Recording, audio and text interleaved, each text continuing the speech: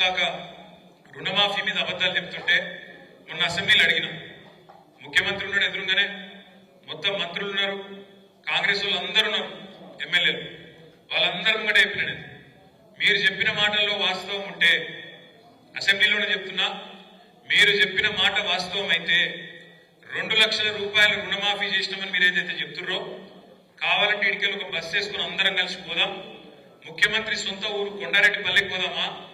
ముఖ్యమంత్రి నియోజకవర్గం కొడంగల్ పోదామా లేదా నా నియోజకవర్గం సిరిసిల్ల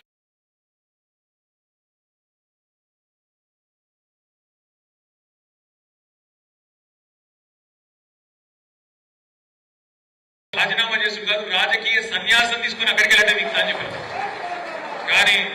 కాంగ్రెస్ వాళ్ళు పాపం వాళ్ళు బయటనేమో నరుకుతుండ్రు అసెంబ్లీలో అడిగే వరకు నోరు పడిపోయినట్టు అయిపోయింది ఏం చెప్పాలి అటు ఇటు ఇటువంటి చూసారు వెనకకెళ్ళి పెద్దపల్లి ఎమ్మెల్యే లేచాడు చెంగుమని పెద్దపల్లి ఎమ్మెల్యే ఉన్నాడు విజయరమణారావు అని మా మాజీ ఎమ్మెల్యే మనోహర్ రెడ్డి సాబుడు ఇక్కడే ఉన్నాడు విజయరమణారావు లేచాడు ఆయన ఎందుకు రేషం వచ్చింది లేచాడు మైక్ తీసుకున్నాడు ఏం చెప్తాడు నేను అనుకోండి మీరు రాత్రి తమ్ముంటే పెద్దపల్లికి మా దగ్గర 70% రుణమాఫీ అయింది అన్నాడు నేను అదే మీరు సిగ్గులేదురా పోయి మీకు ముఖ్యమంత్రి 100% అంటాడు ఎమ్మెల్యే 100 అంటాడు బయట బ్యాంక్ కూడా చాలా అంటాడు బయట పోతేనేమో 20% కాలేదు సిగ్గు ఇచ్చేది లేదు మీకు కనీసం అబద్ధాలు చెప్పుకుంటున్నారా ట్రైనింగ్ తీసుకొని చిన్న మీరు బేకారు అని చెప్పండి వాళ్ళ వాస్తవం ఏంటంటే వాళ్ళకు పరిపాలన సాధన అయితే లేదు వాళ్ళకు నడపస్తలేదు నడపరాక ముఖం బాగాలేక అద్దం బలవుతున్నాడు ఎక్కడికి కూడా గట్ల ఇప్పుడు ఏంది నాకు నడప సాధన అయితే లేదు ఏం చేయాలి మరి నేను రాష్ట్రం పరిస్థితి బాగలేదు అని చెప్పాలి రాష్ట్రం పరిస్థితి కాదు నేను ఎత్తి బాగలేదు నెత్తిలో కూర్చులేదు దానికి ఎవడేం చేస్తాడు నీకు తెలివి లేక శాతగాక దద్దమ్మవై అడ్డగోలు హామీలు ఇచ్చి పనికిమాలిన హామీలు ఇచ్చి 100 రోజుల డైలాగులు కొట్టి అఫిడవిట్లను పోజులు కొట్టి దేవుళ్ళ మీద ఒట్లు పెట్టి ఏదో పీకుతామని ఏదో పెద్ద బిల్డప్ ఇచ్చి వచ్చినాం వచ్చి ఇవాళ ఏమైతుంది శాతం అయితే లేదు ఏం చేయాలో తెలుస్తలేదు తెలియక ఇప్పుడు ఇక్కడికి వస్తుంటే ఇక్కడ చూసిన బయట మన కరెక్ట్ గా మన ఆఫీస్ ఎదురుగా టెంట్ వేసుకున్నాం ఎవరు సర్వశిక్ష అభియాన్ ఉద్యోగులందరూ టెంట్ వేసుకున్నారు నేను అడిగితే వాళ్ళని ఏందమ్మా ఏమైంది అని ఏం లేదు సార్ ఈ రేవంత్ రెడ్డి సరిగ్గా నవంబర్ 23లో మా దగ్గరకు వచ్చిండు సార్ వచ్చి ఏం చెప్పిండు మీరు ఛాయ్ తాగే లోపల ముఖ్యమంత్రి అనేటోడు అనుకుంటే ఛాయ్ తాగే లోపల మీ సమస్య పరిష్కారం చేయొచ్చు ఛాయ్ తాగే లోపల గవర్నమెంట్ ఆర్డర్ ఇచ్చి పంపించచ్చు ఏముందమ్మా మీ సమస్య అని చెప్పిండు చెప్పుడే కాదు నన్ను గెలిపియండి నేను పిలుచుకుంటా ఛాయ్ తాగిపిస్తా ఛాయ్ తాగే లోపల జీవో ఇచ్చి పంపిస్తా అని చెప్పిండన్నా మరి ఆయనకు ఛాయ్ పత్తి దొరుకుతలేదా పాలు దొరుకుతలేవా నీళ్లు దొరుకుతలేవా ఏం దొరుకుతలేదో మాకు అర్థం కాక టెంట్ వేసుకొని కూర్చున్నాం అన్నారు ఛాయ్ పత్తు మరి చక్కెరను అదేదో లేకపోతే మనం పంపిస్తాం 22,000 మంది వాళ్ళు ఎదురు చూస్తారు ఆడబిడ్డలకు చెప్పిండు కేసీఆర్ ₹1,00,000 ఇస్తాడు నేను తులం బంగారం ఇస్తాను మరి ఇప్పుడు బంగారం షాపులు దిగుతలేరు అయినాడు పుడతలేదా బంగారం తులం బంగారం దొరకలేదా సంవత్సరం అయిపోయి ఎన్ని లెగ్గాలైనాయి 4-5 లక్షల పెళ్లిళ్ళు అయినాయి ఒక్కలకన్నా నచ్చిందా రాలే రుణమాఫీ అన్నాడు నేను ముఖ్యమంత్రిని అడుగుతున్నా మళ్ళొక్కసారి వేదికగా అడుగుతున్నా నిన్న చెప్పినా మళ్ళీ చెప్తున్నా ఎంత సిగ్గుదప్పిన ప్రభుత్వం అంటే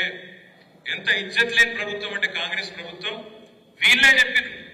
ఏం చెప్పారు డిసెంబర్ 3కు ముందు తీసుకుంటే అప్పుడు యాదుకుండాలి మీకు మనం రైతు బంధు కోసం 7,600 కోట్లు తయారు చేసి పెట్టినాం డిసెంబర్లో పోయిన సంవత్సరం ఇదే టైం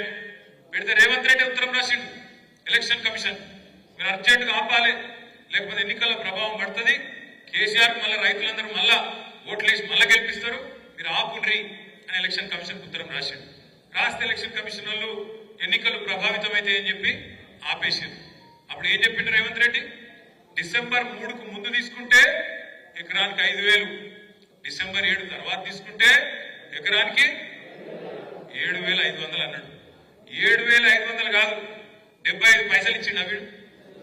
75 పైసలు ఆ రోజు మనం ఏదైతే కూడబెట్టిపోయినామో 7,500 కోట్లు అవి మళ్ళా 3-4 నెలలు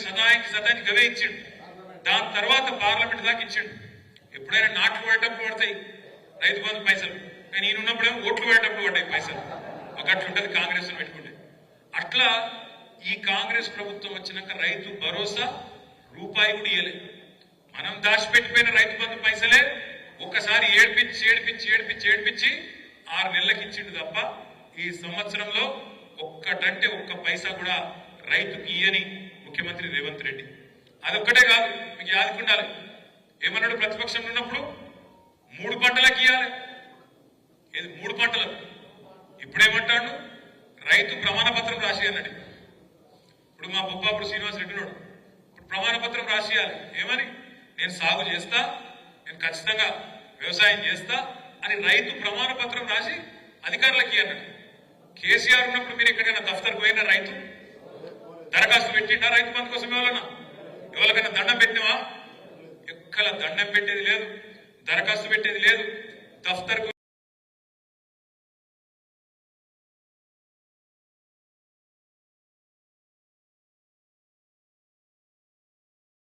కోట్ల రూపాయలు రైతుల ఖాతాల్లో జమ చేసిన నాయకుడు